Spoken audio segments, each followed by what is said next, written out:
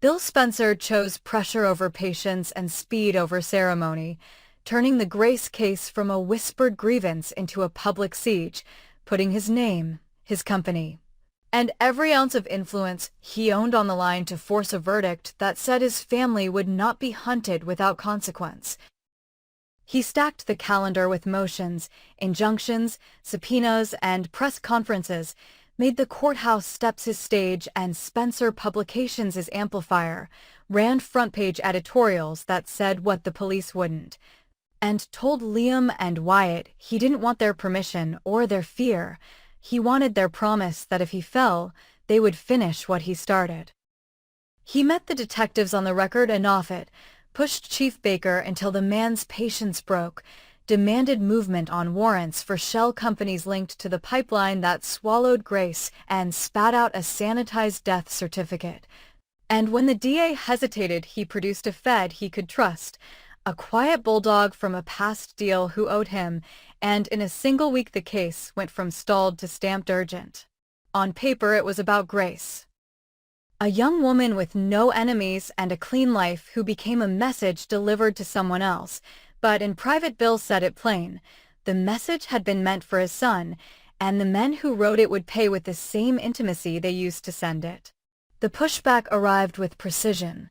First the calls, jokers masking as counsel, suggesting a settlement and a charity in Grace's name if everyone stopped asking where the money was cleaned. Then the shadows, men trailing his security detail, a drone over his hillside, a cut-brake line on a company sedan that never left the garage because he switched cars last minute out of habit.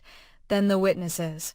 One vanishing to Mexico on a ticket he didn't buy, another found in a motel with enough fentanyl in the room to convince a lazy investigator he made a bad choice, and then came the greatest threat, not shouted but whispered. If Bill kept pulling, the rope would go around his own neck, not in the street with bullets, but in quiet, in the way that leaves no headlines, what they called a white murder, a death that reads like a stroke or a mishap. A tragedy tidy enough to let everyone go back to brunch. Bill logged every attempt and turned them into daylight. He dragged the DA back to court with a stack of affidavits and a timeline of sabotage, ran a Spencer TV special hosted by a hard-nosed anchor who owed him a favor and had no patience for euphemism, played snippets of audio that skirted the edge of admissible and dared the courts to scold him for caring too loudly. And while the public heat grew, he built a parallel track in the dark, hiring a private security team that didn't pose for company Christmas photos, ex-military and ex-federal with clean records on paper and dirt under their nails. Led by a woman named Torres who understood the math of escalation and told Bill in the first meeting that winning meant deciding where the fight would happen, inside the lines or everywhere. Katie saw the change in him, the hard set of jaw that meant war, asked him if revenge was going to cost their son a father. He answered that justice and safety had to stop living on opposite sides of the street, that the only language the men behind Grace respected was consequence, and that Liam would understand when the noise ended and the nights got quiet again. Liam did understand, but he remembered nights when clean choices didn't exist and feared his father might break himself on a target built to absorb rage. Wyatt took the other corner, ready to move money, ready to steer Spencer through a media storm that could scare advertisers, setting up fire breaks so the company wouldn't burn with the investigation. The first court blast came on a Tuesday morning that smelled like rain. Bill arrived flanked by lawyers and cameras, sat for a sworn statement where he named names he could defend and hinted at names he couldn't yet prove. Across the aisle, suits with smooth ties smiled like men paid to be calm. And behind them a row of nobodies with clean hands and dead eyes watched Bill the way predators watch a herd for the one that strays. The motion to unseal a cluster of sealed settlements tied to a charity that moved money like a laundromat forced the judge's hand. She gave the DA 72 hours to produce cause not to unseal, and in those hours the street game exploded. A watcher on Torres's team took a photo of a man with a grocery bag waiting where Bill's driver liked to pause at a particular yellow light, Inside the bag, taped under apples, a ceramic knife meant for a fast slash, and a wallet drop that would sell robbery gone wrong.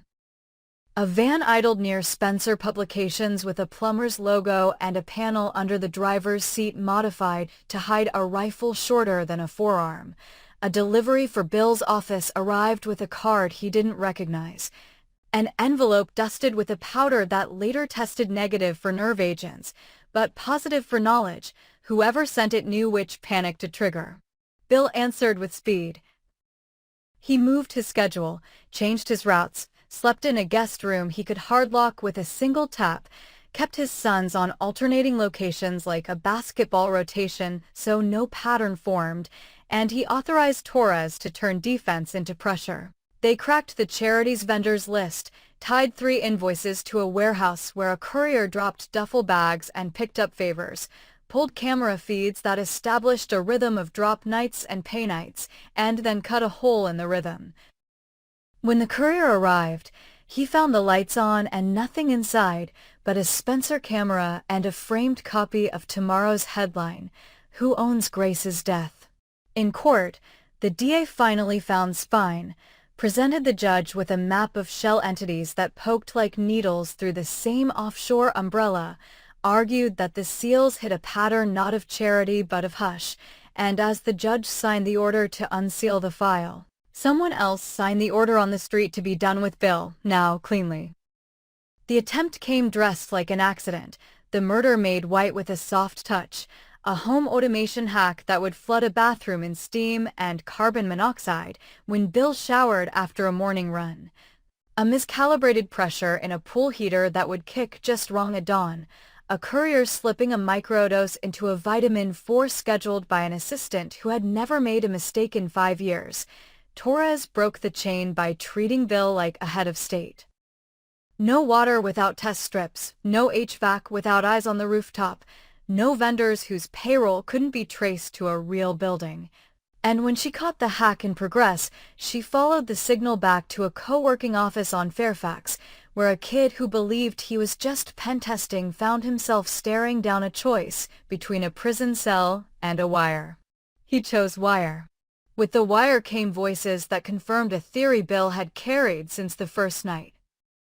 Grace had gotten too close to a ledger hidden in a pharmaceutical distributor that wasn't distributing medicine so much as moving fentanyl analogs behind the screen of legitimate opiates, and when Liam leaned on a source for a story, the network decided a message was needed.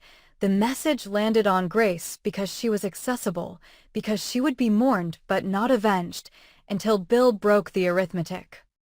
He took the recording to the DA and to the cameras at the same time, a dual strike that forced movement and outraged the network. 2 mid-level operators went to ground.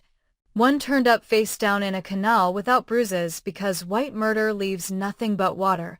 The other fled to Vegas and made the mistake of calling a cousin who was on Torres's list.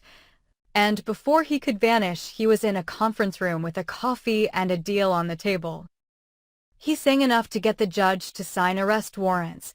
He sang enough to get the DA a grand jury. He sang enough to shave his own time if he lived long enough to serve it. Bill's team cheered the paper wins, but Torres didn't blink. She told Bill the street does its own adjudication, and that the men above the singer were already workshopping ways to erase Bill without the mess of bullets. With one tidy scene that looked like a man his age who worked too hard and ran too hot finally ran out, Bill answered by moving the battlefield. He called a closed-door meeting with a banker whose smile had paid for 3 houses and a school wing, a fixer for the network who operated under the fiction of philanthropy. In the meeting, Bill laid out the math of a bloodless truce. Walk away from the pipeline. Step back from the city. Hand him the head that ordered Grace's message, and he would not spend the next decade funding journalism and prosecutions designed to dig them out to the roots. The banker laughed until Bill slid a folder across the table, a folder that held photographs shot at angles only a friend could get, photographs that did not threaten scandal so much as guaranteed it, and the laughter stopped. The banker didn't agree, but he didn't say no. He asked for time, and Bill granted 48 hours, understanding that he had exposed his back to a man who believed in elegant endings. Those 2 days burned. Liam wanted him off the board, wanted him out of the line of fire, begged him to let the DA ride the momentum. Wyatt seconded, pointing at the market numbers that dipped every time Bill's face hit the news. Katie came to the house and told him she could not watch their son see his father die because pride demanded a clean line under a story already tilting toward victory. Bill listened, hugged them in a way that pretended this was routine, then checked the locks and told Torres to assume the attempt would come at home, not in public, because white murder needs privacy. Night 1 passed with the creaks of a house that had never felt old. Night 2 brought the silence of a plan settling into place. At 3 in the morning, a power blip took the security grid to back up. A false alarm on an exterior camera sent 2 guards to the far fence, and a maintenance notification pinged Torres's tablet explaining an automatic pull flush she hadn't scheduled. Those were 3 dots in a row, and she ran for Bill's room a second before the HVAC pushed a mixture that would not show on an autopsy panel without someone begging a lab to look for it. She yanked him out of bed, hauled him into the panic hall while 2 operators moved to the attic where the ductwork came together. They found a man who didn't look like a hitter, a man in coveralls with a contractor's badge and a wedding ring.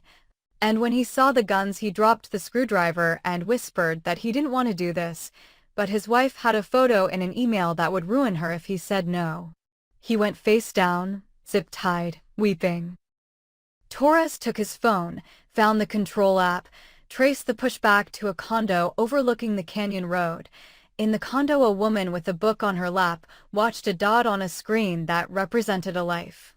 And when the dot didn't go flat, she closed the app and picked up a second phone to place a call in a language that did not care about grief. The call led to the banker's fixer, the fixer to a room under a restaurant where menus were printed for people who bought absolution. Bill arrived not as prey but as bait, wearing a wire and a calm he did not feel, flanked by Torres's ghost team. He sat across from the fixer and asked him to repeat the terms of their almost deal. The fixer smiled with identical teeth and explained that Bill had to be the one to bend because the network had decades, and he had only a heartbeat. Bill leaned in and said a heartbeat was enough if the next sound in the room was the clack of a door and the prosecutor's shoes, and the door did open. But not to a prosecutor. 2 men in kitchen whites stepped in with knives, and the room turned tight and silent. Torres moved first, a blur that taught the knives how to drop, and in the confusion the fixer reached for a drawer that didn't contain a gun. It contained a switch. The sprinkler system overhead activated, not with water but with a suppression foam the fire department uses to smother oxygen, and in seconds the room was a chalky storm designed to blur faces and erase prints. A perfect canvas for a white murder that would read suffocation during altercation. Bill crawled low, counting breath in seconds, and when he hit the leg of the table he used it to lever himself into the gap where the foam thinned. Torres found him by touch, hauled him to the door, and shoved him into air as the team finished the work in a way that looked like restraint and sounded like the end of something. The cops arrived because Baker had finally decided that letting the street run the clock risked a body he didn't want on his desk. The fixer went out under cuffs. The banker's lawyer arrived before dawn with statements about philanthropy and sorrow. And the DA stood at a podium at 10 a.m. to announce arrests tied to a conspiracy to obstruct justice in the Grace case, using words like coercion, tampering, and attempted homicide, words that made Bill's jaw unclench for the first time in weeks. In court, the unsealed files told a story of money moving like a tide and favors moving like weather. On the street, phones died, passwords changed, and the men who had ordered white murder went suddenly fond of flights to countries with no treaties. Spencer Publications ran a cover that didn't celebrate but demanded follow-through. Justice is not a headline.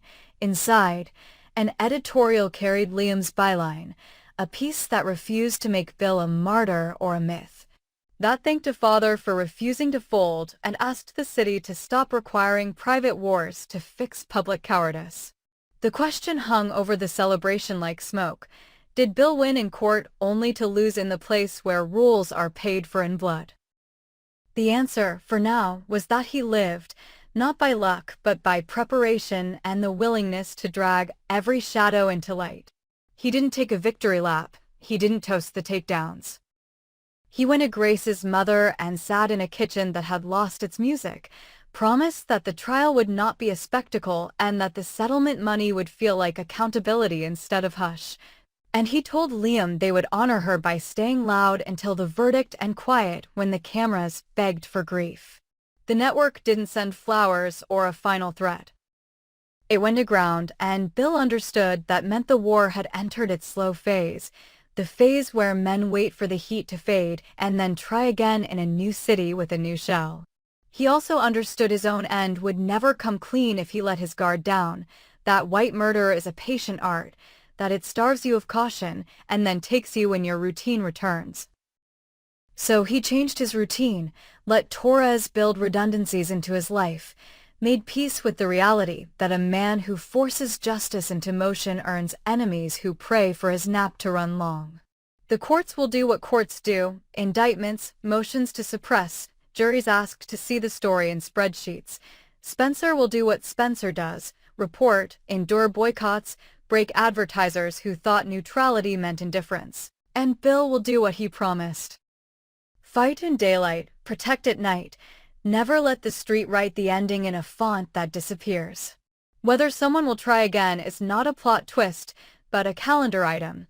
Whether they will succeed is the only real question, and the answer is written in the same place Bill keeps his faith, in the preparation, in the pressure, in the knowledge that winning at the courthouse doesn't matter if you don't also survive the sidewalk. For now, he has done both, and that is the only victory a man like Bill allows himself to keep.